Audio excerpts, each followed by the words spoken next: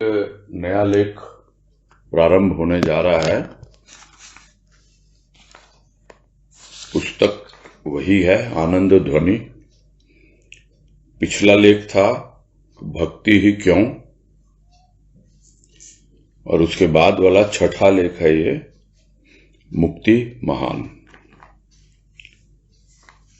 शीर्षक पढ़ के यही लग रहा है, जिस तरह है भक्ति में तो प्रश्न पैदा हो सकते हैं, इसलिए गुरुदेव ने शीर्षक दिया भक्ति ही क्यों, क्योंकि और भी रास्ते हैं, किंतु उसकी महिमा यह बताई कोई अगर मुक्ति भी चाहता है और मुक्ति को महान समझता है तो भी भक्ति और प्रेम बहुत आवश्यक है। उसके बिना मुक्ति पथ जो है वो प्रशस्त नहीं होता है। अब भक्त कहां तक अपने आप को सीमित रखता है, उसकी क्या सोच है, वो किस प्रकार से मुक्ति को महत्व देता है। यदि भक्त को समझ में आ गया कि उसे भक्ति ही क्यों करनी है, यानी जीवन में भक्ति को अपना के ही चलना है और साथ साथ जीवन जीते हुए उस जीवन का अलग रूप समझना है, तब समझ में आएगा कि एक अवस्था बनती है प्राणी की, जिसे कहा गया जीवन मुक्त अवस्था। लोग अक्सर समझते हैं कि मरने के बाद मुक्ति मिलती है। अब वो मुक्ति किसको मिली, शरीर को मिली, स्थूल शरीर को या सूक्ष्म शरीर को, किसी को पता नहीं होता है। किंतु जीवन यापन करते करते जो अपने भीतर, अपने अंतःकरण में यानी सूक्ष्म शरीर में उस अवस्था का बोध पा जाता है जहां पर उसके सारे के सारे बंधन जो हैं वो शिथिल हो जाते हैं और शरीर अपना कार्य करता रहता है। जितने सूक्ष्म रूप हैं मन बुद्धि चित्त अहंकार, वो भी यंत्रवत कार्य करते रहते हैं, और जितने भी स्थूल तत्व हैं, कर्मेंद्रिया ज्ञानेंद्रिया भी हैं, सब यंत्रवत कार्य करते रहते हैं। इस अवस्था को जब अनुभव करता है तो उसे समझ में आता है कि बाद में मुक्ति मिलेगी या नहीं मिलेगी, यह तो मेरी भक्ति पर निर्भर करेगा कि अंतिम समय तक मेरी भक्ति बनी रहती है अपने इष्ट के प्रति, या कि मैं भक्ति पथ से विचलित हो जाता हूं।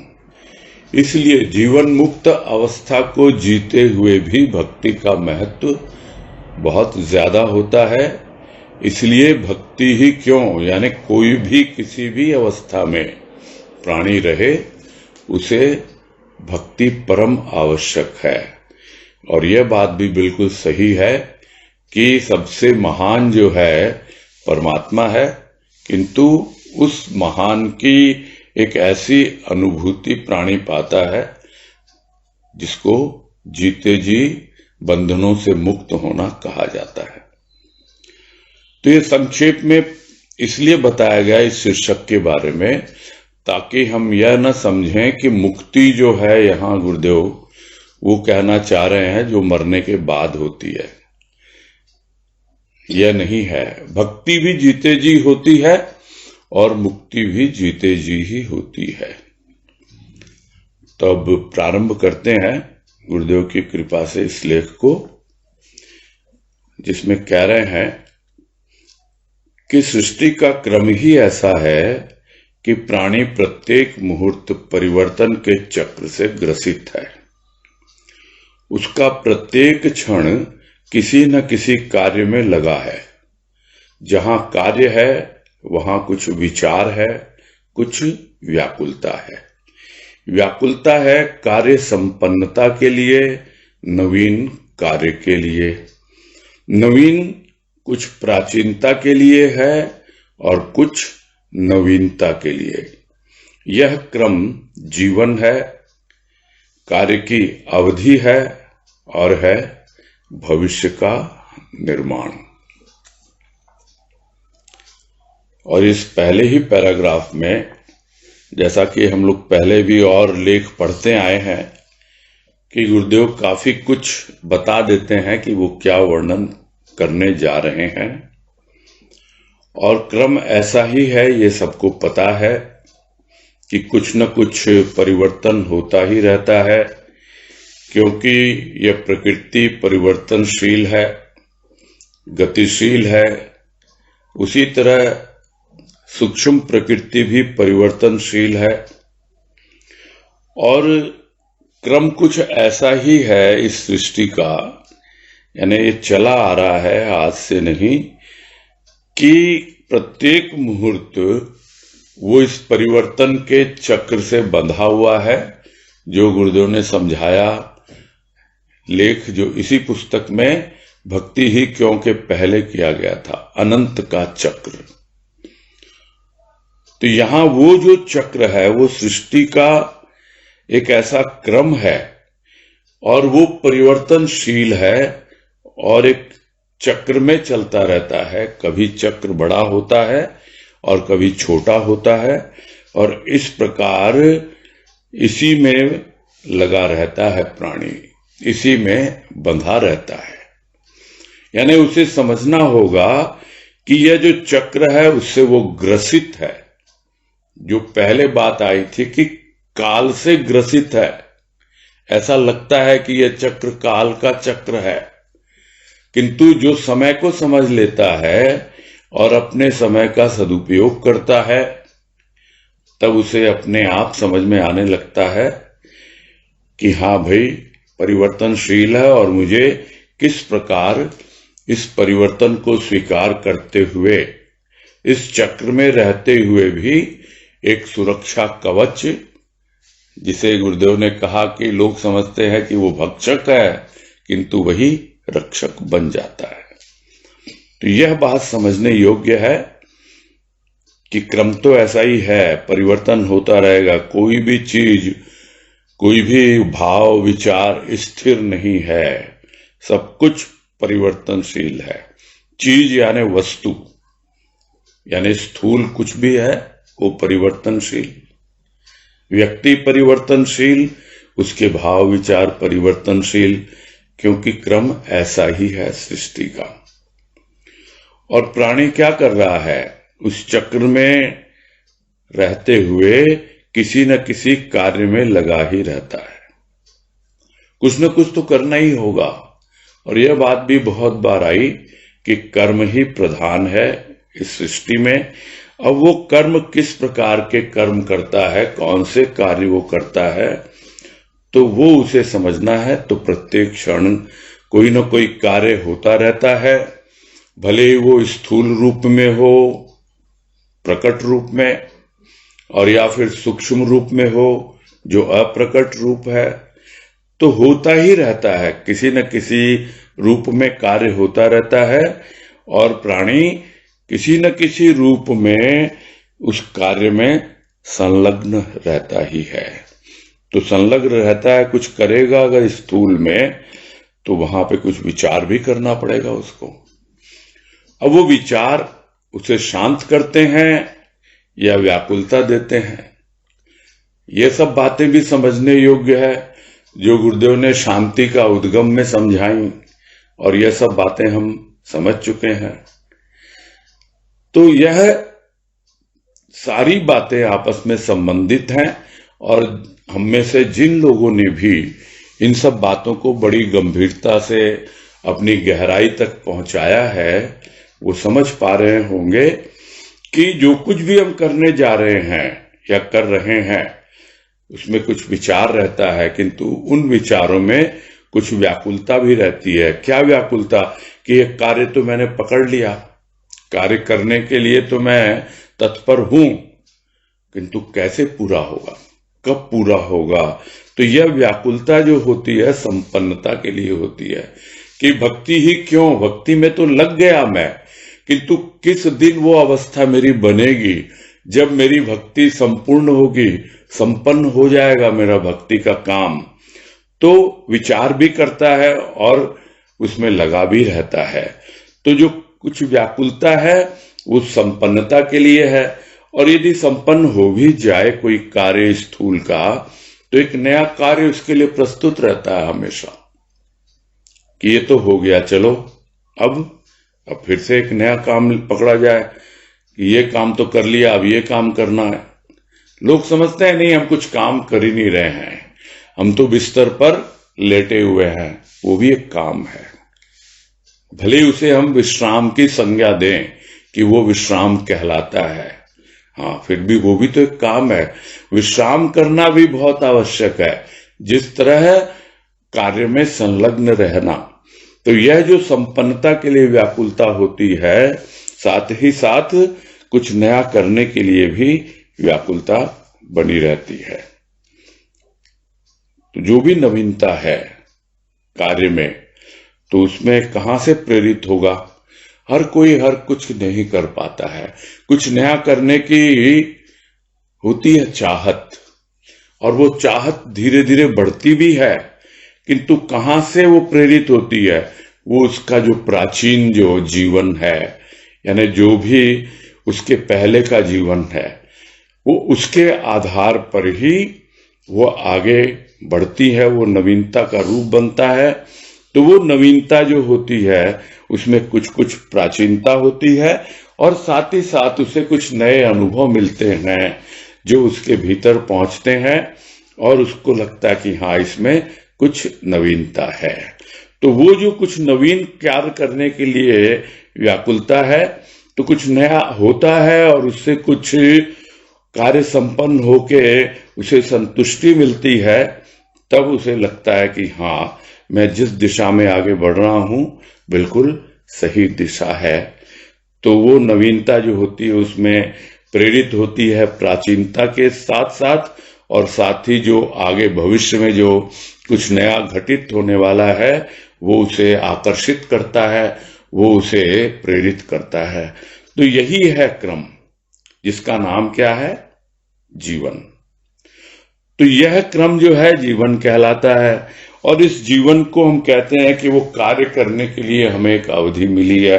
तो क्या है हमारा कार्य, क्या है हमारा कर्तव्य? तो ये सब बातें भी हम बहुत समझ चुके हैं। गुरुदेव ने जो समझाया कि एक कर्तव्य तो दुनियादारी का होता है, और दूसरा कर्तव्य जिसके लिए परमात्मा ने हमको यहाँ भेजा है, यानी उसके प्रति हमारा कर्तव्य है। तो यह जो कर्तव्य बोध, उसके आधार पे जो लक्ष्य निर्धारित करते हैं, वो प्रेरित होते रहते हैं कुछ नया करने के लिए, कुछ आगे बढ़ने के लिए, और जीवन की अवधि, ठीक है, उस लक्ष्य को प्राप्त करेंगे। पता नहीं कब जीवन की अवधि पूरी हो जाए, किंतु हम जितना संभव हो सके अपना लगाएं, उसमें पूरी की पूरी मेहनत करें, पुरुषार्थ करें, ताकि हमारे जो भी कार्य हैं हमने किए या अब कर रहे हैं, यानी एक होता है जो पहले भी बात हुई कि लॉन्ग टर्म प्लानिंग, कि पूरे जीवन में हमें क्या करना है, कि हमें क्या जीते जी मुक्ति को अनुभव करना है, क्या हमें जीते जी पूरी तरह भक्ति से ओतप्रोत हो जाना है, उसके प्रेम और भाव से भरे रहना है। तो उसके लिए फिर कार्य करेगा, और वो प्रेरित होगा उसके अपने विचारों से, उसके संस्कारों से, जो कुछ प्राचीनता के लिए है और कुछ नवीनता के लिए है। प्राचीनता क्या है? अतीत है जो बीत गया। नवीनता क्या है? भविष्य है। और कार्य कहाँ हो रहा है? कार्य हो रहा है वर्तमान में। तो यह जो क्रम है, और जो जीवन की अवधि और कार्य की अवधि है, वही वास्तव में आगे बढ़ाती है, और धीरे धीरे प्राणी अनुभव करता है कि इन कार्यों को करते हुए मेरे भविष्य का निर्माण हो रहा है। अन्यथा दूसरों से पूछेगा कैसा जीवन जी रहा हूं, ये कर रहा हूं, वो कर रहा हूं। अपने आप खुद को समझना है कि जीवन इसी का नाम है कि भाई जो करना है करते चले जाओ, अपना लक्ष्य निर्धारित कर लिया, रोज रोज कितना हमें समय मिलता है लगाते हैं और आगे बढ़ते चले जाते हैं, और अपने आप ही हमारे भविष्य का निर्माण होता जाता है। जैसे एक भवन का निर्माण होता है, एक ईंट के ऊपर दूसरी ईंट रखी जाती है और दीवार खड़ी हो जाती है। तो ये डे टू डे बेसिस में करना होता है। एक बार में कोई समझे कि पूरी की पूरी दीवार खड़ी हो जाएगी, ऐसा नहीं होता है। तो धैर्य के साथ समझें कि ये क्रम जो है चलता रहेगा। क्रम यानी एक के बाद दूसरा, एक ईंट रखेंगे फिर दूसरी रखेंगे, चिनाई करते जाएंगे, जो भी उसकी बॉन्डिंग है, जो भी सीमेंट वगैरह जो लगाना है, उसी तरह करके ऊपर उठते चले जाते हैं हम। पता नहीं लगता है, क्योंकि हमें पता है कि जो कार्य, जो लक्ष्य हमने पकड़ा है उसकी अवधि बड़ी सीमित है, और हमें पूरी तरह जो अधूरा कार्य पिछले जन्म में हम नहीं कर पाए वो हमें पूरा करना है इस जीवन में। तो यह सोच के आगे बढ़ता है, अब उसे समझ में आता है कि भविष्य का उसका निर्माण हो रहा है। आगे कह रहे हैं, मनुष्य कुछ स्वतंत्र और कुछ परतंत्र। परतंत्र है संस्कारों से, स्वतंत्र है नवीन विचारों के लिए। ये विचार, ये संस्कार उसका अपना संसार है, जहां प्रकाश है अंधकार भी है। प्रकाश प्रसन्नता प्रदाता, अंधकार दुख चिंता का विधाता। विधाता विधान बनाता है, मनुष्य विधानों से घबराता है। यद्यपि पालन करना पड़ता है उन विधानों को। विधाता एक ओर सृष्टिकर्ता कहलाता है, दूसरी ओर मनुष्य के संचित कर्म। संचित कर्म व्यक्ति के विधाता हैं, यह वह समझ नहीं पाता। संचित कर्म कुछ व्यक्तियों के लिए सुखदायक, कुछ के लिए दुखदायक। बाहरी संसार अनुकूल तो ये संस्कार सुख का कारण बन जाते हैं, यदि प्रतिकूल तो दुख तो होगा ही। और इसमें पूरा खेल समझाया है जीवन का कि किस प्रकार से मनुष्य स्वतंत्र भी है और परतंत्र भी है, यानी बंधन में भी है और मुक्त भी है।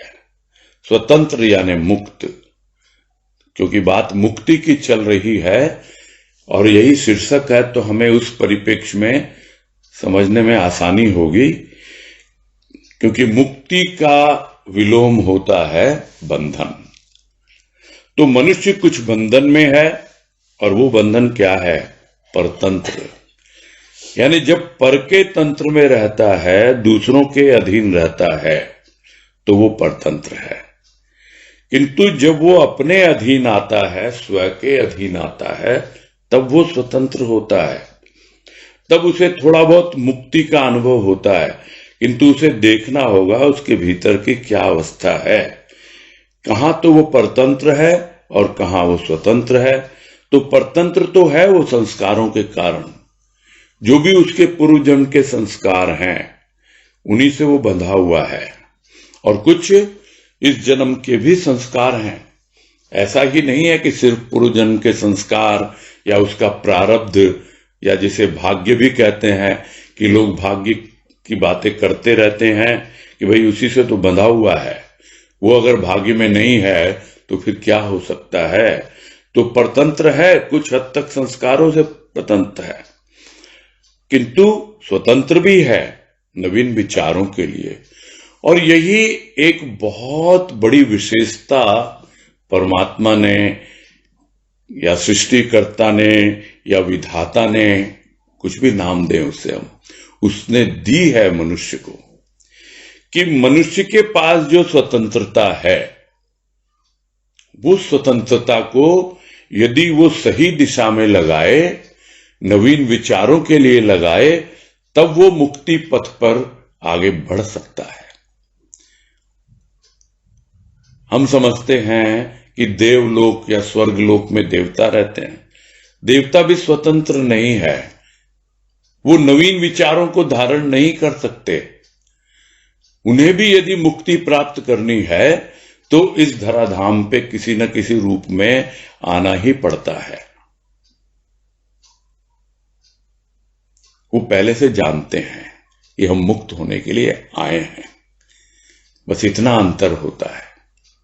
और साधारण प्राणी वो अभाव ग्रसित जीव बन के आता है, अभाव में रहता है, समझ नहीं पाता है कि किस प्रकार से जो उसे स्वतंत्रता दी है सृष्टिकर्ता ने, उसको वो सही दिशा प्रदान करे, अपने विचारों को कुछ नवीनता के साथ आगे बढ़ाए।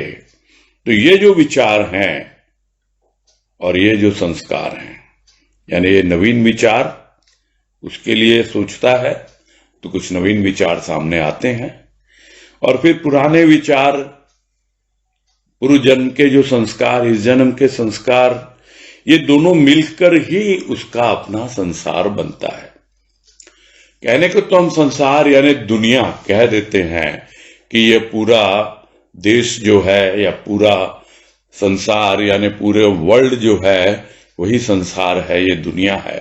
किंतु हमारी दुनिया क्या है? हमारी दुनिया विचारों की दुनिया है, और वो विचार कुछ बाहर के हैं, कुछ भीतर के हैं। बाहर से भीतर, भीतर से बाहर। भीतर से बाहर जो होता है तब हम उसको अलग ढंग से समझते हैं, उसका एक्शन रिएक्शन देखते हैं, और बाहर से भीतर होता है उसको हम समझते हैं हाँ भाई कुछ नवीन विचार हम ग्रहण कर रहे हैं, कुछ हम आगे बढ़ रहे हैं, और जो हमारे संस्कार जिनको हम समझते थे कि हम उनसे बंधन में हैं, वो हमें आगे बढ़ने नहीं देते हैं, तो हमें वो समझ में आने लगता है। तो ये जो विचार हैं, ये नवीन विचारों के लिए जो विचार आते हैं, साथ ही साथ जो संस्कार उसके पुराने हैं, पुराने विचार जो हैं, वो दोनों मिलकर के ही विचारों का उसका संसार है। और इन विचारों में ही प्रकाश भी है और अंधकार भी है। स्वाभाविक है। विचारों में प्रकाश कहां से आता है? जब उसके विचारों में सतोगुण समाहित होता है, यानी जुड़ता है। और अंधकार कब आता है? जब तमोगुण में जीता रहता है। तमोगुण तो नाम ही तम से है, तम यानी अंधकार, तो उसका रंग काला है तमोगुण का, और सतोगुण का रंग सफेद है। और जो रजोगुण जो है वो इन्हीं गुणों का मिश्रण है। उसी के अनुसार प्राणी जीवन जीता है, और उसका वही संसार है। जो रजोगुण, जो कार्य, जो कर्म कर रहा है, उसमें दोनों ही हैं, सतोगुण भी है और तमोगुण भी है। वहां प्रकाश भी है और अंधकार भी है।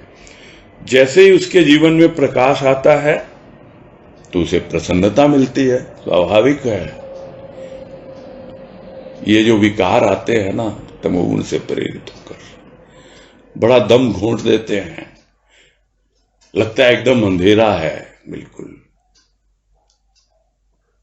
और जब प्रकाश आता है तो जैसे लगता है एकदम खुली हवा भीतर आई, सांस ले रहे हैं हम, तो प्रसन्नता होती है। तो यह स्वाभाविक है कि प्रकाश जो है प्रसन्नता देता है, और अंधकार जो है वो दुख और चिंता बढ़ाता है हमारी। और बढ़ाता ही क्या है? उसका विधाता। यानी फिर धीरे धीरे जो प्राणी दुख और चिंता में ही जीने लगता है, उसका विधान वैसा ही बन जाता है। तो यह जो अंधकार, यह जो तमोगुण जिसमें प्राणी जीता है, वो तमोगुण ही उसके जीवन का विधाता बन जाता है। यानी उसकी भाग्य की रेखाएं वहीं खींचने लगता है, उसका आगे का भविष्य वैसा ही बनने लगता है। किंतु जो प्रकाश की ओर चलता है, कुछ नवीन विचारों से प्रेरित होकर, तो उसे प्रसन्नता भी मिलती है, और साथ ही साथ उसके संसार का रूप भी बदलता है। एक और तो विधाता जो है विधान बनाता है, बनाया है, जो भी नियम कायदे कानून, पूरी सृष्टि कैसे चलेगी, कैसे दिन होगा रात होगी, किस तरह मौसम बदलेंगे, ये सब विधाता ने बनाया है। तौर तरीके सिर्फ बाहरी प्रकृति ही नहीं, भीतरी प्रकृति के लिए भी जो विधाता हमारे भीतर बैठा हुआ है, उसके विधान को जब हम समझने लगते हैं तब हमें समझ में आने लगता है कि उस विधाता के द्वारा ही ये विधान बनाए गए हैं। और इन विधानों से मनुष्य घबराता है, अरे क्या कर दिया तुमने, ये क्या हो गया मेरे साथ। पता ही नहीं लगता, उसको समझ में नहीं आता कि आखिर उसके जीवन में क्या खेल चल रहे हैं। लेकिन पालन तो करना ही पड़ेगा। जो विधि विधान है, तौर तरीके हैं, वो तो पालन करना ही होगा। देश का एक विधान है जिसे हम संविधान कहते हैं, उस संविधान के अनुसार ही देश चलता है। और जो संविधान का पालन नहीं करेगा, जो नियम कायदे कानून जो हैं वो अगर नहीं मानेगा, तो फिर क्या है, उसकी अवस्था क्या बनेगी? यही ना कि बस परेशान होता रहे, दुखी होता रहे। तो मनुष्य तो घबराता है विधानों से, किंतु पालन तो करना ही पड़ता है उसको। तो विधाता एक ओर सृष्टि करता है और दूसरी ओर मनुष्य के संचित कर्म है। संचित कर्म है उसके, कुछ उसके सृष्टिकर्ता के रूप में जो विधाता है वो पूरा का पूरा बाहर की सृष्टि है, और दूसरी ओर जो मनुष्य के संचित कर्म है वो उसका विधाता है। यानी कौन नियम कायदे कानून किसने बनाए हैं, कौन है उसका विधाता? तो दोनों ही है। एक और तो सृष्टिकर्ता जिसने उसको मनुष्य का जन्म दिया है, और दूसरी ओर उसका सूक्ष्म जो संस्कारों से भरा हुआ है, और इस जन्म में भी उसी प्रकार उसके संस्कार बन रहे हैं। तो ये दोनों ही का अपना अपना विधान है, और उस विधान को जो समझ पाता है, यानी कायदे कानून को जो समझ पाता है, वही आगे बढ़ पाता है और किस प्रकार से मुक्ति पथ पर चला जाए वो भी उसको क्लियर होता चला जाता है। फिर भी गुरुदेव समझा रहे हैं कि देखो भाई, संचित कर्म जो होते हैं वो भी मनुष्य के विधाता होते हैं, किंतु व्यक्ति ये समझ नहीं पाता है कि ये किसी और ने नहीं लिखा, मेरा भाग्य विधाता मैं खुद ही हूं। मेरे जो कर्म किए ना मैंने, वही मैंने ही लिखे हैं वो, और उन्हीं कर्मों के आधार पे मेरा भाग्य बना है। किंतु हां, दूसरी ओर जो सृष्टि करता है, जो किसी न किसी रूप में मेरे जीवन में आया है, वो चाहे संत के रूप में कह लें, सदगुरु के रूप में, वो भाग्य विधाता है। तो दोनों ही भाग्य विधाता हैं, और दोनों को समझ के, यानी उस प्राचीनता और नवीनता, उन दोनों का एक सामंजस्य बैठाते हुए, अपने संस्कारों को समझ के, अपने मन बुद्धि चित्त अहंकार को समझ के, साथ साथ जो अभी इस जीवन में उस भाग्य विधाता ने हमारे लिए सामने रखा है, वो यदि समझ में आना लग जाए, तब फिर बहुत सी समस्याओं का हल हमें मिलने लगता है। समझ नहीं पाता प्राणी कि संचित कर्म जो हैं ये उसके विधाता हैं। तो कुछ के तो कर्म होते हैं बड़े सुखदायक होते हैं, संचित कर्म, उनको बड़ा अच्छा लगता है। हाँ भाई, तो हमको लगता है, हम लोगों को सभी को लगता है कि न जाने हमारे भाग्य में क्या था, पूर्व जन्म के क्या संस्कार थे, कुछ हमने किया होगा जरूर ऐसा ना ऐसा, जिससे हमको यह सत्संग मिला है, सदगुरु मिला है, ऐसा निराला संत मिला है। अवश्य मालूम पड़ता है, हर किसी को, तो हमें यह बड़ा सुखदायक लगता है। किंतु फिर भी यदि हम जो थोड़ी बहुत परेशानियां जीवन में हैं, जो हमने ही लिखी हैं अपने हाथों से, यह जो भाग्य विधाता है, जो हमें एक नई दिशा दे रहा है, आगे बढ़ाने के लिए कह रहा है, दूसरी ओर हम अपनी जो मान्यताएं, अपनी जो रूढ़िवादिताएं हमारे पांव में बेड़ी बन करके हमारे संचित कर्मों के रूप में बाधक हो रही हैं, हम समझ नहीं पाते हैं उनको। इसलिए जब हम समझने लगते हैं तब मालूम पड़ता है कि यह दुखदायक तो बहुत कम है, नहीं के बराबर है, किंतु न जाने कितना इसमें सुख मिलता है। तो अपने अपने अनुसार से हमारा जहां ध्यान होगा, संचित कर्मों में सभी तरह के होते हैं, अच्छे भी होते हैं, बुरे भी होते हैं। कोई यह ना समझ बैठे कि सारे के सारे अच्छे थे, तो सारे के सारे कर्म अगर अच्छे होते तो उसको इस दुनिया में आना ही नहीं होता। कुछ न कुछ तो कर्मों का बोझ है उसके ऊपर। जिस दिन प्रारब्ध की जो स्लेट है, स्लेट क्या होती है, जिसपे लिखा जाता है कुछ, वो पूरी तरह से साफ हो जाएगी, कुछ भी लिखा हुआ नहीं रहेगा, तो अपने आप ही मुक्त हो जाता है। तो यही असली चीज है समझने की। सुखदाई भी है, दुखदाई भी है। कितना सुखदाई है, कितने दुखदाई है, वो हमको खुद को ही समझना है। और ज्यादातर प्राणी बाहरी संसार को ही देखता है कि मेरी बाहर की दुनिया वो मेरे अनुकूल है, ऐसे घर में मेरी क्या कहें परवरिश हुई है, जन्म हुआ है, सब कुछ अच्छे से अच्छा है, तब तो बड़ा सुख मिलता उसको। और बाहरी रूप अगर कुछ हुआ, जिसको लोग कहते हैं बहुत मेहनत करनी पड़ी, बहुत स्ट्रगल करना पड़ा लाइफ में इस्टेब्लिश होने के लिए, टिकने के लिए, आगे बढ़ने के लिए, तो उसको याद कर करके उन संस्कारों के द्वारा वो दुखदाई हो जाता है कि क्यों भगवान ऐसे जगह मुझे भेजा तूने, क्यों विधाता ने मुझे ऐसे घर में जन्म दिया, और देता ना कहीं बहुत अच्छी जगह। वो समझ नहीं पाता। जब तक जीवन में दुख की पृष्ठभूमि नहीं होती है, तब तक प्राणी सुख का अनुभव समझ ही नहीं पाता है। जो बात अभी स्लेट की हो रही थी, ब्लैक बोर्ड की कर लो, किसी भी कर लो, वो बोर्ड जो है वो ब्लैक है, किंतु उसके ऊपर सफेद चौक से ही लिखा जाता है, तभी हमें मालूम पड़ती है सुख की कीमत।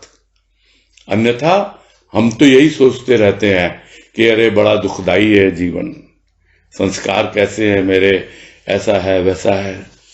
किंतु जब मिलती है ये नवीनताएं, नए नए भाव, नए विचार, मिलती है संत की कृपा उस रूप में, तब हम देखते हैं कि अरे भाई बाहर का संसार भी बड़ा अनुकूल है। पहले हम ही गलती पर थे, हम ही दुनियादारी में फंसे हुए थे, उसी को अपना संसार मान बैठे थे, किंतु अब तो एक और संसार हमारा है।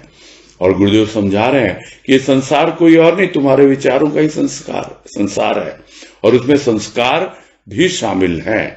ये दोनों ही चीजें हैं जिसको समझ के यदि प्राणी चले तो अनुकूल और प्रतिकूल दोनों को संभाल लेगा। ऐसा नहीं है कि हर वक्त अवस्था प्रतिकूल ही रहती है, ऐसा भी नहीं है कि हर वक्त अवस्था अनुकूल ही रहती है। किंतु जो कूल पर होता है, कूल यानी किनारे पर, तटस्थ जिसको कहते हैं, तटस्थ होकर के किनारे पे आके लहरों का खेल देखता है कि कभी तो लहरें ऊपर उठती हैं, बड़ा सुख देती हैं, और कभी लहरें नीचे जाती हैं, बड़ा दुखदाई होता है।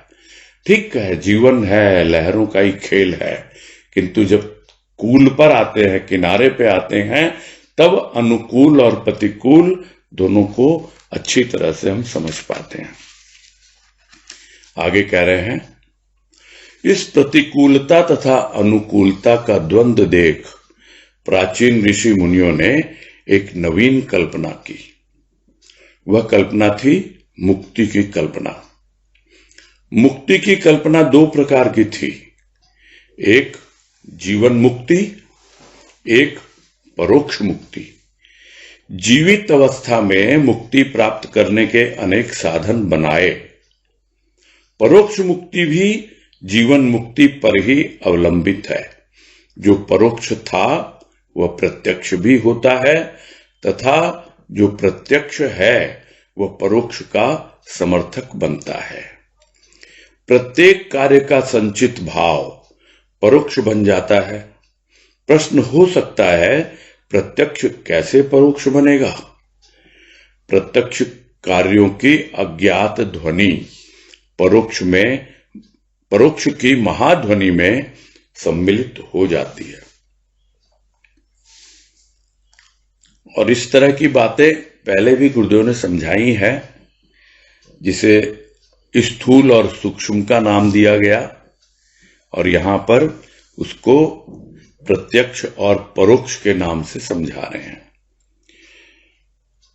कि जीवन में देखी प्रतिकूलता और अनुकूलता हमारे पूर्वजों ने, ऋषि मुनियों ने तो एक नई कल्पना की। उन्होंने एक नया विचार उनके भीतर आया और वो कल्पना थी कि किस प्रकार से इस अनुकूलता और प्रतिकूलता को समझते हुए, इस द्वंद्व को समझते हुए इस द्वंद्व से दूर हुआ जाए। किस प्रकार से यह जो हम समझते हमारे अनुकूल है या समझते प्रतिकूल है, दोनों को निभाते हुए किस प्रकार हम मुक्त होकर के जीवन जी पाए, उसकी खोज की उन्होंने। पहले कल्पना की और उस कल्पना के आधार पे वो आगे बढ़े, और वो कल्पना थी मुक्ति की कल्पना। और जो ऋषि मुनियों ने कल्पना की थी वो दो प्रकार की थी। एक जीवन मुक्ति यानी जीते जी स्थूल में अनुभव हो प्राणी को, और एक परोक्ष मुक्ति यानी जीवित अवस्था में जिस मुक्ति का अनुभव हो रहा हो, उसके अनेक साधन होते हैं, उन्होंने बनाए। और एक परोक्ष मुक्ति है यानी कि हमने पूरा जीवन जी लिया और जाते समय, अंतिम समय में हमारा जो कुछ भी दिखाई नहीं दे रहा था, स्थूल था नहीं, दिख नहीं रहा था यानी स्थूल नहीं था, पूरी तरह सूक्ष्म था, परोक्ष था, लेकिन हाँ अनुभव में आ रहा था। उससे भी हम मुक्त हो जाएं, क्योंकि अनुभूति को पकड़ के भी अगर बैठा रहता है प्राणी तो भी वो मुक्त नहीं हो पाता है।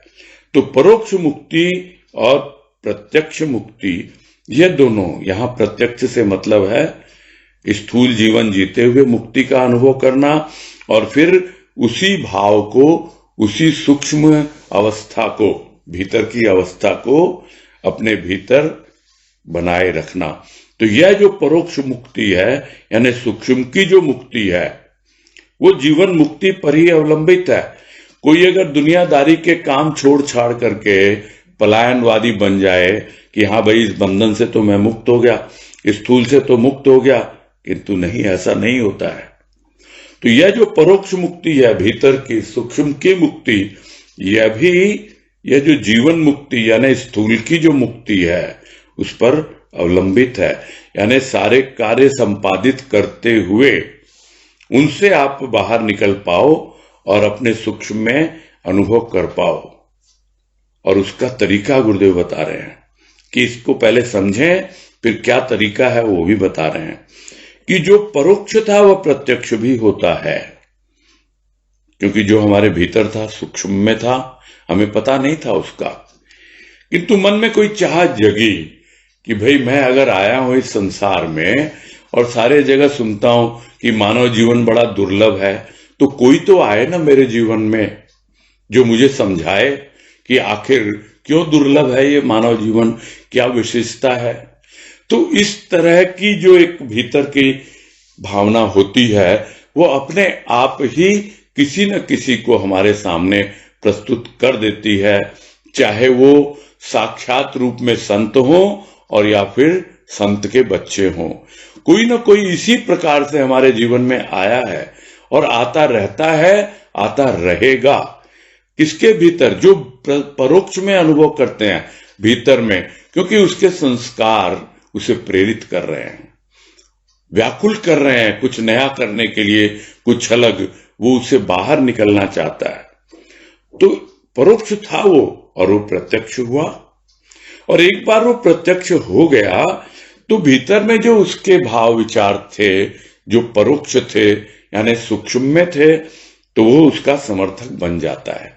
ये हाँ भाई, मुझे जैसा चाहिए था, मुझे जैसा सद्गुरु चाहिए था, जैसा संत चाहिए था, वैसा मुझे मिल गया। तो वो उसका समर्थक बन जाता है। कौन? जो प्रत्यक्ष। यानी स्थूल में जब वो चीजें आ जाती हैं जो हमारे भीतर में कहीं ना कहीं कोई चाह होती है, और वो चाह यानी सूक्ष्म की चाह स्थूल में रूपांतरित हो जाती है, तो अपने आप ही हमें उसका समर्थन मिल जाता है। तो जो भी कार्य होते हैं उसका जो भी संचित भाव होता है, यानी पहले से होता है, वो कोई ऑल ऑफ ए सडन, जिसको कहते हैं एक्साइटमेंट में, उत्तेजना में, मूड में आकर के वो जो चीजें होती वो बहुत बार परेशान करती हैं। जो संचित भाव होते हैं, यानी अच्छी तरह से हमने सोच समझ लिया हो उसको, तो उसके अनुसार जो कार्य करते हैं, तो वो जो संचित भाव है, ग्रहण किया हमने, फिर उसी से प्रेरित हुए और फिर वही हमने ग्रहण किया। तो वो कार्य के साथ जो भाव जुड़ा हुआ है, तो पहले भाव आया, उस भाव के अनुसार कार्य हुए, फिर जो कार्य हुए उसके अनुसार हमारे भीतर भाव आया, तो वो भाव जो है फिर परोक्ष बन जाता है। वो भाव एक अलग रूप लेके हमारे भीतर प्रवेश करता है। हो सकता है बहुत ही छोटे रूप में पहले हो, किंतु जब वो स्थूल रूप से उसका एक्शन रिएक्शन होता है, तो हमारे भीतर वो अलग रूप बन के फिर परोक्ष में समा जाता है। और इसको बड़ा सहज रूप में, जो पहले भी हम लोग चर्चा कर चुके हैं, कि सूक्ष्म से स्थूल, स्थूल से सूक्ष्म। सूक्ष्म में वैचारिक कर्म होते हैं, भावों में होते हैं, और स्थूल में जो प्रकट रूप में दिखलाई देते हैं, और इनका इंटरेक्शन पूरे जीवन भर चलता रहता है। सूक्ष्म से स्थूल में जाएगा, स्थूल से सूक्ष्म में जाएगा, और यह क्रिया प्रतिक्रिया चलती ही रहती है। तो लोगों के मन में कोई प्रश्न होना नहीं चाहिए कि प्रत्यक्ष कैसे परोक्ष बनेगा। हो सकता है, किंतु समझ नहीं पाता। जो कार्य वो करता रहेगा प्रत्यक्ष रूप में, भले ही वो न समझे, सूक्ष्म में यानी परोक्ष में उसका कोई ना कोई रूप, जिसको यहां गुरुदेव ध्वनि के रूप में समझा रहे हैं, यानी तुमुल ध्वनि से प्रेरित होकर के जो भी सूक्ष्म ध्वनि उसके भीतर प्रवेश कर रही है, उससे प्रेरित होके अगर वो कुछ कर रहा है, तो उसकी परोक्ष रूप में वो अज्ञात ध्वनि और गूंजती हुई आगे की ओर बढ़ती चली जाती है और महाध्वनि में सम्मिलित हो जाती है। समझ नहीं पाता है प्राणी। और इस एक वाक्य में पूरा जो लेख है चिंतन मनन ध्वनि, इसका सार है कि प्रत्यक्ष कार्यों की अज्ञात ध्वनि, वो ध्वनि ज्ञात नहीं होती है, वो प्रारंभ सूक्ष्म से होती है, किंतु हम समझ नहीं पाते हैं। और यदि सूक्ष्म की हमारी समझ और पकड़ होने लगती है, तब हम इस बात को समझ लेंगे, फिर प्रश्न नहीं पैदा होगा कि प्रत्यक्ष कैसे परोक्ष बनेगा। फिर प्रश्न पैदा नहीं होगा कि गुरुदेव ने क्यों इस तरह की स्थिति हमारे सामने प्रस्तुत की, समझ में नहीं आता। जहां पर लॉकडाउन को लेकर के और न जाने इस वायरस को लेकर कितने परेशान हैं लोग, और वहां हम रोज रोज 1 घंटे उनकी कृपा का प्रसाद पा रहे हैं। सोच नहीं सकता है प्राणी, क्योंकि प्रत्यक्ष में कुछ होता है, उसका प्रभाव जब तक हमारे परोक्ष में नहीं हो, यानी स्थूल के कार्य का प्रभाव हमारे सूक्ष्म में न हो, तब तक ये प्रश्न खड़ा रहता है कि प्रत्यक्ष कैसे परोक्ष बनेगा, किंतु जब हम उसे अनुभव करने लगते हैं, यानी सूक्ष्म में जब वो अनुभव आ जाता है, तब कोई संदेह नहीं रहता है और वो धीरे धीरे अपने आप ही वो जो अज्ञात ध्वनि है वो परोक्ष की महाध्वनि है। यानी जिस ध्वनि से, जो गुरुदेव ने बताया कि आनंद ध्वनि से ही सब ध्वनियां निकली हैं, तो वो आनंद ध्वनि के बाद जिसे लोग अनहद की ध्वनि भी कहते हैं, वहां से वही महाध्वनि है जिसको यहां महाध्वनि का नाम दिया। उसके बाद रूप बनता है सूक्ष्मतम ध्वनि जो प्राणों में गूंजती है, फिर आती है सूक्ष्मतर ध्वनि जिसका रूप बदलता रहता है मन से लेकर के और अहंकार तक। यानी जो 4 स्टेजेस हैं, मन बुद्धि चित्त अहंकार, उसमें वो सूक्ष्मतर ध्वनि अपना खेल दिखलाती है और सूक्ष्म ध्वनि का प्रारंभ तो मन से ही होता है। यानी सूक्ष्म ध्वनि मन में ही आएगी और जब तक वो सूक्ष्मतर नहीं बनेगी मनन के द्वारा, यानी चित्त तक नहीं पहुंचेगी, तब तक समझ में नहीं आएगा और उसके बीच में बुद्धि का समर्थन चाहिए, तभी जाके चित्त उस पे चिंतन करता है। तो इन सब बातों को बड़े विस्तार से गुरुदेव ने समझा दिया हमें चिंतन मनन ध्वनि लेख में। इसीलिए कहा गया कि इस एक वाक्य में पूरा लेख गुरुदेव ने समाहित कर दिया कि प्रत्यक्ष कार्यों की अज्ञात ध्वनि। हम यह ना समझे जो प्रत्यक्ष में हमारे कार्य हो रहे हैं उसका प्रभाव हमारे परोक्ष पर नहीं पड़ रहा है। वो ध्वनि पहुंच जाती है, अज्ञात रूप से पहुंच जाती है, और परोक्ष की जो महाध्वनि है, यानी हमारे भीतर जो एक अनंत की ध्वनि गूंजती रहती है, वो आनंद ध्वनि उसमें सम्मिलित हो जाती है। हम समझ नहीं पाते हैं, किंतु जो समझते हैं, जिन्होंने अनुभव किया है, उन्होंने ही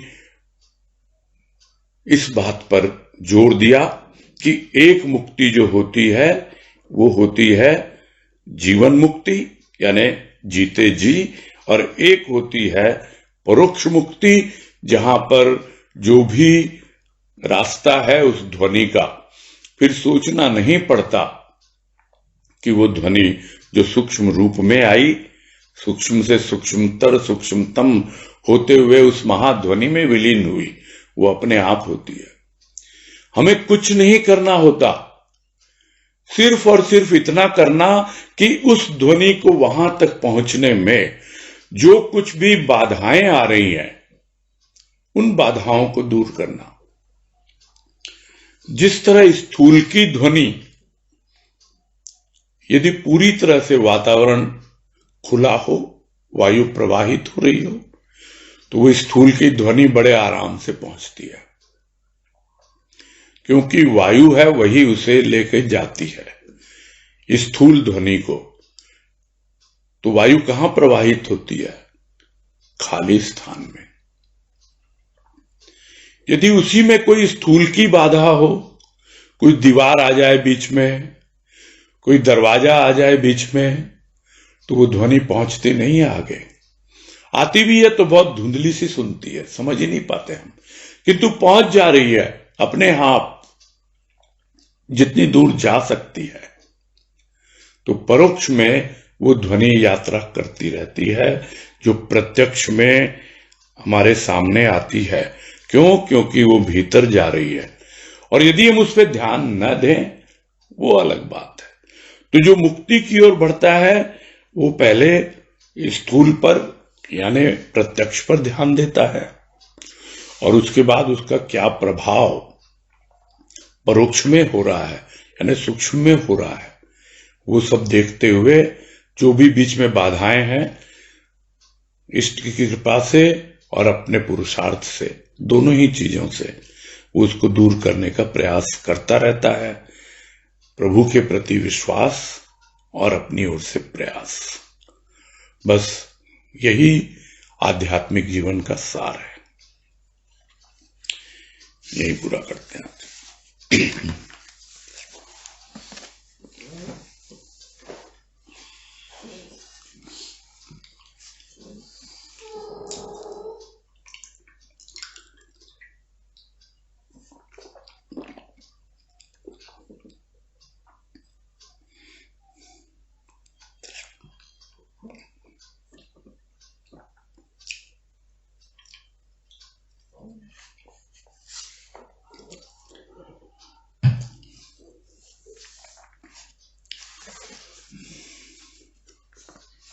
हम्म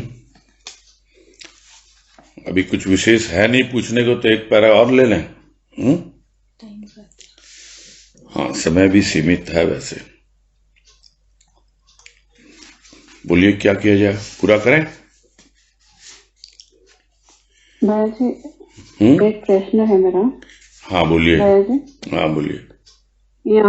यहाँ पर जो बोल रहे हैं कि लास्ट पैरा में परोक्ष मुक्ति भी जीवन मुक्ति पर ही अवलंबित है, थोड़ा कम समझ में आया। यानी जैसा जीवन हम जिएंगे और जीते जी यदि हमें मुक्ति की अवस्था का बोध नहीं हुआ, तो जो परोक्ष मुक्ति है, यानी हमारी जो अवस्था बनेगी जो सूक्ष्म की, वो क्या होगी, यानी हमारा सूक्ष्म जो है वो मुक्त होगा कि नहीं होगा, वो जीवन उसी पर आधारित है। यानी जीवित अवस्था में आपको वो अनुभव में आना चाहिए कि आपका सूक्ष्म जो है, यानी आपका परोक्ष जो है, वो पूरी तरह से मुक्त हो गया। तो परोक्ष मुक्ति जो है वो जीवन मुक्ति पर आधारित है, जीवित मुक्ति पर। क्लियर हुआ? हाँ भैया जी, ठीक है भैया जी। अजय बंसल पूछ रहे हैं कुछ। बोलिए। हाँ भैया, प्रणाम। हाँ नमस्कार, बोलिए।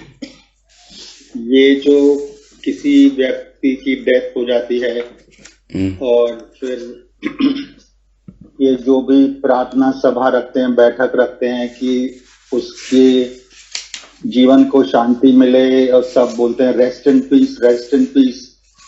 तो ये कुछ हेल्प करता है उस व्यक्ति को कि ये सब एक चला आ रहा है, एक ट्रेडिशन, और वही हम लोग किए जा रहे हैं। उस मरे हुए व्यक्ति को उस बैठक से, उस प्रार्थना से, उस सबके कहने से कुछ फायदा होता है? क्योंकि जैसा उसके खुद के ही कर्म जो उसने करे हैं वो ही उसको रेस्ट इन पीस लेके जाएगा या रेस्ट इन हेल हो जाएगा? खैर, ये तो स्वाभाविक है कि ये एक सामाजिक परंपरा है, उसमें कोई संदेह नहीं होना चाहिए। और जहां तक दूसरे यदि उसकी मुक्ति की कामना करते हैं या उसकी जो आत्मा है उसको शांति मिले उसकी कामना करते हैं, तो उसमें कोई बुराई भी नहीं है।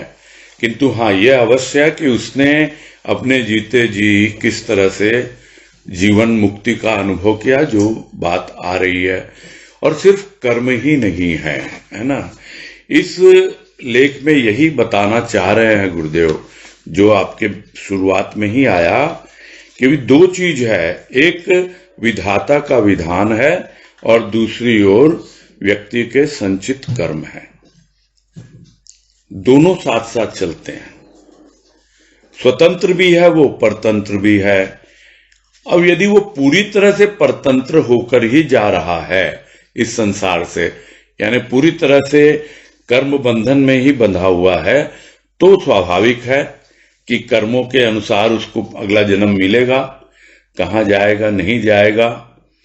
लेकिन यदि उसके कर्म अच्छे हुए, और विधाता का विधान क्या लिखा जाता है, लोग तो यही कहते हैं कर्म तुम खुद ही लिखते हो, अपने आप ही तुम्हारे भाग्य की रेखा बनती है।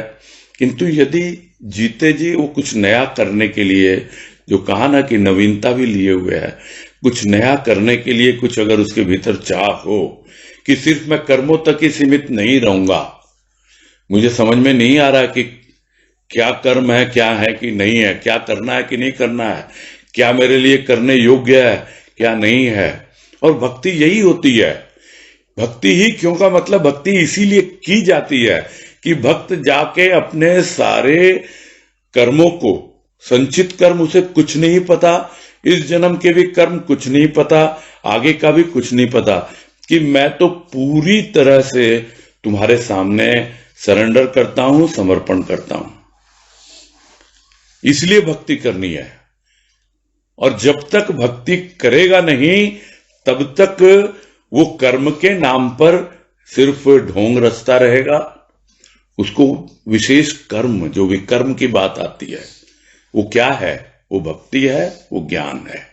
और यह बात भी आई कि ज्ञान कुछ और नहीं है, वो भी निराकार की भक्ति ही है। तो इसलिए भक्ति और प्रेम भावपूर्वक ढंग से किया जाए, क्योंकि प्रेम भी एक प्रकार का भाव ही होता है। तो आप प्रेम से और भक्ति से आगे बढ़ते जाओ, वैसे ही अपने भीतर की भावनाओं को शुद्ध करते जाओ, तो अपने आप ही आपका मुक्ति का मार्ग जो है प्रशस्त होता जाता है। अब जो लोग करते हैं, परंपरा है, जैसे शादी ब्याह की परंपरा है, 7 फेरे लेते हैं, ये सब कर्म कांड के हिस्से हैं। पिंडदान करते हैं, ये करते हैं, ये सब कर्म कांड का ही रूप है। और यहां पर बातें उससे संबंधित नहीं हो रही हैं। यहां टोटली जो बात हो रही है वो आध्यात्मिकता की बात हो रही है, भौतिकता की बात यहां पर नहीं हो रही है। क्लियर हो गया होगा आपको अब तक? हाँ जी, क्लियर तो हुआ है, लेकिन ये जो परंपरा है अगर हमारे बस में है तो इसको रोकना चाहिए कि नहीं? वो इंडिविजुअल रोक सकता है, दूसरे के रुकाए कोई नहीं रोकता। अगर नया विचार जैसे नवीनता, हाँ नवीनता वो अपनाया नहीं ना, वो नवीनता की तैयार नहीं है ना उसको एक्सेप्ट करने के लिए। वो तो आजीवन अपने संस्कारों से ही बंधा रहा, अपनी मान्यताओं से ही, कि क्या है मेरे घर में क्या परंपरा है, वो इस जन्म के संस्कार हो गए और संस्कार लेके आया है, उसके विचार हैं, उससे बियॉन्ड कुछ सोचा ही नहीं उसने। और दूसरा कोई समझाने चला भी तो उसका मन मानेगा, स्वीकार करेगा, तब तो कुछ होगा ना। दूसरों की कोई नहीं सुनता है बिल्कुल, जब तक खुद का मन ना माने। ऐसे ही नहीं कहते लोग कि सुनना सबकी, करना अपने मन की। ऐसे ही है बात, बिल्कुल यही है, अपने मन की ही करते हैं और सुनना सबकी। सुनने वाले भी बहुत कम है। सब तो कोई कुछ बोलने जाओगे तुरंत रिएक्ट करेंगे, तो इसलिए दूसरे बोलते रहें, मरने के बाद बोलते हैं राम नाम सत्य है। दूसरे बोलते हैं, अरे भाई तुम जो लेटे हुए हो उस पे अर्थी पे, तुमने देखा नहीं औरों को मरते हुए? क्यों नहीं समझे कि भाई राम नाम सत्य है? क्यों नहीं राम नाम को अपनाया जीते जी? दूसरों को बोलना पड़े, दूसरे तुम्हारा उद्धार कर देंगे क्या? एक वाणी में गुरुदेव ने स्पष्ट कहा है कि मेरा उद्धारक मैं। तो यह बात जब तक समझ में नहीं आती तब तक ये कर्मो ये वो दूसरा कर देगा, ये कर देगा। आप करो, उसकी कृपा जरूर मिलती है। आप कुछ नया करना चाहोगे तब ना, आप तो सिर्फ बचने की कोशिश करते रहोगे कोई ना कोई बहानेबाजी करके, तो फिर उससे संभव नहीं है। यहां आपसे मेरा मतलब अजय बंसल से नहीं है, मैं जनरल बातें बोल रहा हूं। ठीक है? हाँ भैया प्रणाम। हाँ भैया हरिओम हरिओम हरिओम। हाँ चंदा देवी।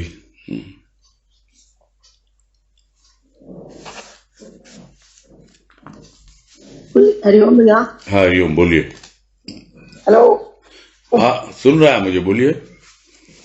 हाँ नहीं, मैं बोल कह रही थी अभी। हाँ अभी जो आपने बताया ना, उसमें मेरे प्रश्न का उत्तर तो मुझे मिल गया, लेकिन फिर भी एक बात मन में आ रही है, जैसे कि मैं विधाता एक और सृष्टिकर्ता कहलाता है सेकंड पैराग्राफ में। हाँ है ना, एक और मनुष्य के संचित कर्म दोनों ही है विधाता। संचित कर्म व्यक्ति दोनों ही है ना, संचित कर्म सेकंड पैराग्राफ में। हाँ वो मैं देख पा रहा हूँ। आपको क्या संचित कर्म व्यक्ति के विधाता है, यह हुआ समझ नहीं पाता जी। संचित कर्म क्या है? संस्कार के अनुसार ही तो वो आगे बढ़ेगा। हाँ संस्कार के अनुसार ही वो आगे बढ़ेगा। हाँ समझ नहीं पाता है ना। तो समझते थे लोग। हाँ देखिए क्या है, यहाँ क्या बात बार बार आ रही है, हाँ कि कुछ के जो संचित कर्म होते हैं उसके अनुसार जो बाहर का संसार है बस वो उसी पे ध्यान देता है। हाँ तो सुखदायक होता है, अनुकूल मिलता है तो, प्रतिकूल मिलता है तो रोना रोता रहता है जिंदगी भर। वो समझ नहीं पाता है कि जैसे मेरे संस्कार थे, संचित कर्म थे, उसी के अनुसार मेरा अपनी जन्म मिला है मुझे। तो यही तो बात अभी हो रही थी कि भाई संचित कर्म तो प्रधान है ही, लेकिन सिर्फ और सिर्फ उन कर्मों में आप उलझे रहोगे जो विधि का विधान है, जो विधाता ने बनाया है, वो भाग्य विधाता हमारे जीवन में आ गया। हम अपना भाग्य उसको सौंपे, संचित कर्म भी उसको सौंपे, छोड़ दे उसके चरणों में सब कुछ, तब हमको समझ में आएगा कि वास्तव में कितना हमारे हाथ में है और कितना उसके हाथ में है। ठीक है, क्लियर हुई? हाँ, समझ में आएगा ये।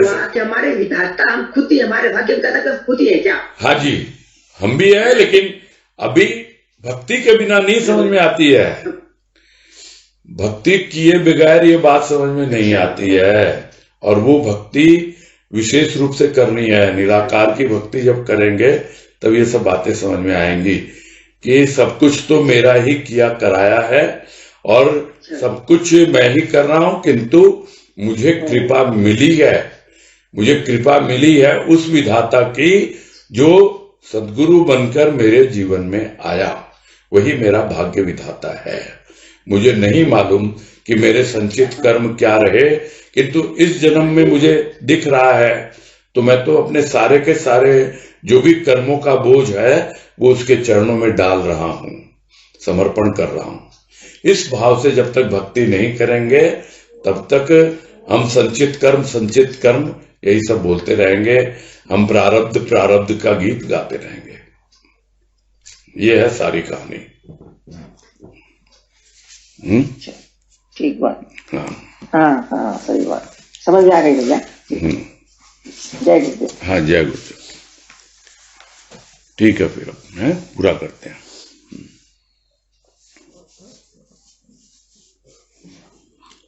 जी भैया जी, हरिओम भैया जी। हाँ, हरिओम हरिओम सबको। सबको हरिओम, सबको हरिओम, सबको हरिओम। हाँ, हरिओम सबको हरिओम। हैप्पी दीपावली। हरिओम सबको हरिओम। प्रणाम भैया, प्रणाम।